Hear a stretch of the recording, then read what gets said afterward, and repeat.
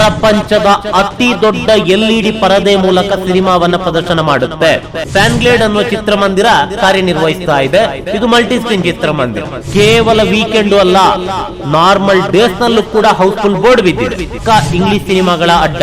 ಸುಮಾರು ಚಿತ್ರಮಂದಿರಗಳಿತ್ತು. ಪ್ರಸ್ತುತ ಇರೋದು ಕೇವಲ ಒಂದೇ ಒಂದು ಚಿತ್ರಮಂದಿರ, ಅದೇ ಕೋಸ್ಟಲ್ ಕನ್ನಡ. ವೀಕ್ಷಿಸುತ್ತಿರುವ ಎಲ್ಲ ಸ್ನೇಹಿತರಿಗೂ ನಮಸ್ಕಾರ. ಕೋಸ್ಟಲ್ ಕನ್ನಡದ ಮತ್ತೊಂದು ವಿಡಿಯೋಗೆ ಸ್ವಾಗತ. ಇವತ್ತಿನ ವಿಡಿಯೋದಲ್ಲಿ ನಾವು ನಿಮ್ಗೆ ಸೋ ಫ್ರಮ್ ಸೋ ಸಿನಿಮಾ ಪ್ರಪಂಚದ ಅತಿ ದೊಡ್ಡ ಎಲ್ಇಡಿ ಪರದೆಯಲ್ಲಿ ರಿಲೀಸ್ ಆಗ್ತಾ ಇದೆ. ಹಾಗಾದ್ರೆ ಈ ಒಂದು ಎಲ್ಇಡಿ ಪರದೆ ಎಲ್ಲಿದೆ, ಅದು ಯಾವ ಚಿತ್ರಮಂದಿರದಲ್ಲಿದೆ, ಆ ಚಿತ್ರಮಂದಿರದ ವಿಶೇಷತೆ ಏನೇನು, ಜೊತೆಗೆ ಸೋ ಫ್ರಮ್ ಸೋ ಸಿನಿಮಾದ ಬಗ್ಗೆ ಒಂದಿಷ್ಟು ಮಾಹಿತಿ, ಒಂದಿಷ್ಟು ಅಪ್ಡೇಟ್ಸ್ ಗಳನ್ನ ನಿಮ್ಮ ಮುಂದೆ ನಾವು ಪ್ರಸ್ತುತಪಡಿಸ್ತಾ ಇದ್ದೀವಿ.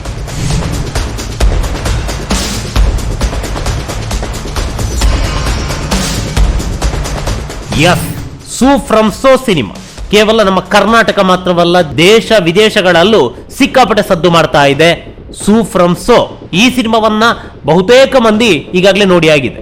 ಸಿನಿಮಾವನ್ನ ಇಷ್ಟಪಟ್ಟು ಪದೇ ಪದೇ ಹೋಗೋದಲ್ಲದೆ ಕುಟುಂಬ ಸಮೇತರಾಗಿ ಚಿತ್ರಮಂದಿರಕ್ಕೆ ಹೋಗ್ತಾ ಇದ್ದಾರೆ. ಹೀಗಾಗಿ ಚಿತ್ರಮಂದಿರದ ಮುಂದೆ ಕೇವಲ ವೀಕೆಂಡ್ ಅಲ್ಲ, ನಾರ್ಮಲ್ ಡೇಸ್ ನಲ್ಲೂ ಕೂಡ ಹೌಸ್ಫುಲ್ ಬೋರ್ಡ್ ಬಿದ್ದಿದೆ. ಹೀಗಿರ್ಬೇಕಾದ್ರೆ ಈ ಸಿನಿಮಾ ಪ್ರಪಂಚದ ಅತಿ ದೊಡ್ಡ ಎಲ್ಇಡಿ ಪರದೆಯಲ್ಲಿ ರಿಲೀಸ್ ಆಗ್ತಾ ಇದೆ.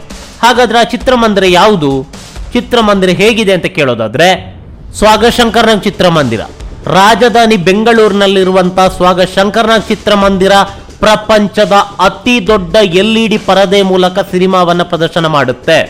ಈ ಚಿತ್ರಮಂದಿರದಲ್ಲಿ ಇದೀಗ ಸೋ ಫ್ರಮ್ ಸೋ ಸಿನಿಮಾ ಪ್ರದರ್ಶನ ಕಾಣುತ್ತೆ.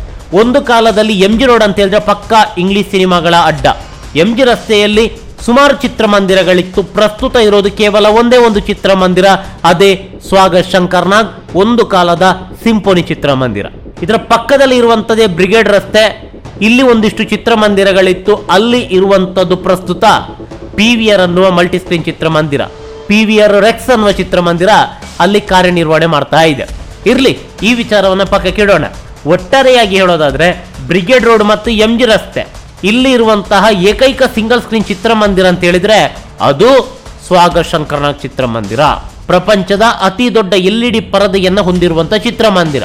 ಇನ್ನು ಮಲ್ಟಿ ಸ್ಕ್ರೀನ್ ಚಿತ್ರಮಂದಿರಗಳ ವಿಚಾರಕ್ಕೆ ಬರೋದಾದ್ರೆ, ಇತ್ತೀಚೆಗೆ ಫ್ಯಾನ್ಗ್ಲೇಡ್ ಅನ್ನುವ ಚಿತ್ರಮಂದಿರ ಕಾರ್ಯನಿರ್ವಹಿಸ್ತಾ ಇದೆ. ಇದು ಮಲ್ಟಿ ಸ್ಕ್ರೀನ್ ಚಿತ್ರಮಂದಿರ. ಇರ್ಲಿ, ಈ ವಿಚಾರವನ್ನ ಪಕ್ಕಕ್ಕಿಡೋಣ. ಶಂಕರ್ನಾಗ್ ಚಿತ್ರಮಂದಿರ ಏನಿದೆ, ಇದಕ್ಕೆ ಬಹುದೊಡ್ಡ ಇತಿಹಾಸ ಇದೆ.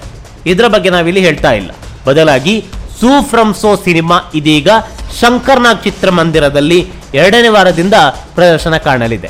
ಇದೇ ಶುಕ್ರವಾರದಿಂದ ಸೋ ಫ್ರಮ್ ಸೋ ಸಿನಿಮಾ ಬೆಳಗ್ಗೆ 9:30 ಹಾಗೆ ಮಧ್ಯಾಹ್ನ 2:45 ಪ್ರದರ್ಶನದಲ್ಲಿ ಸ್ಕ್ರೀನಿಂಗ್ ಆಗಲಿದೆ. ಇಲ್ಲಿ ದಿನ 5 ಅಥವಾ 6 ಆಟಗಳ ಪ್ರದರ್ಶನ. ಒಂದು ಕಾಲದ ಪಕ್ಕ ಇಂಗ್ಲಿಷ್ ಸಿನಿಮಾಗಳ ಅಡ್ಡ.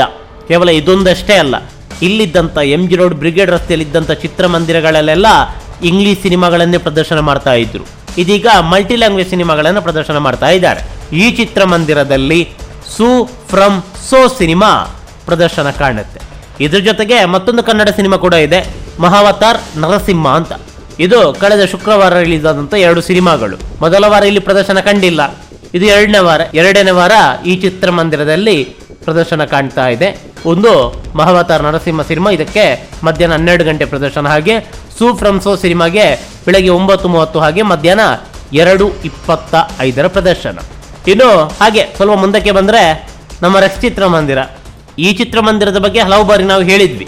ಸೋ ಫ್ರಮ್ ಸೋ ಸಿನಿಮಾದ ಸಲುವಾಗಿ ರೆಕ್ಸ್ ಚಿತ್ರಮಂದಿರದ 3ನೇ ಎಪಿಸೋಡ್ ಇದು. ಇರ್ಲಿ, ಈ ವಿಚಾರವನ್ನು ಪಕ್ಕಕ್ಕೆ ಇಡೋಣ. 3ನೇ ಎಪಿಸೋಡ್, 4ನೇ ಎಪಿಸೋಡ್ ಇನ್ನೆಷ್ಟಾಗುತ್ತೋ ಗೊತ್ತಿಲ್ಲ. ಒಟ್ಟಾರೆಯಾಗಿ ರೆಕ್ಸ್ ಚಿತ್ರಮಂದಿರದಲ್ಲಿ ಮುಂದಿನ ಶುಕ್ರವಾರ ಕೂಡ 3 ಪ್ರದರ್ಶನ.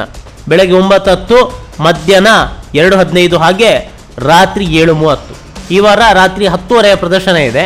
ಆದರೆ ಇದೇ ಶುಕ್ರವಾರದಿಂದ 10:30 ಪ್ರದರ್ಶನ ಇಲ್ಲ, ಬದಲಾಗಿ 7:30 ಪ್ರದರ್ಶನ. ಅದೇನೇ ಇರಲಿ, ನಮ್ಮ ಕನ್ನಡ ಸಿನಿಮಾಗಳು ಇದೇ ರೀತಿ ಅಬ್ಬರಿಸಿ ಬೊಬ್ಬೇರಲಿ ಅನ್ನೋದು ನಮ್ಮ ಆಶಯ. ನಮಸ್ಕಾರ.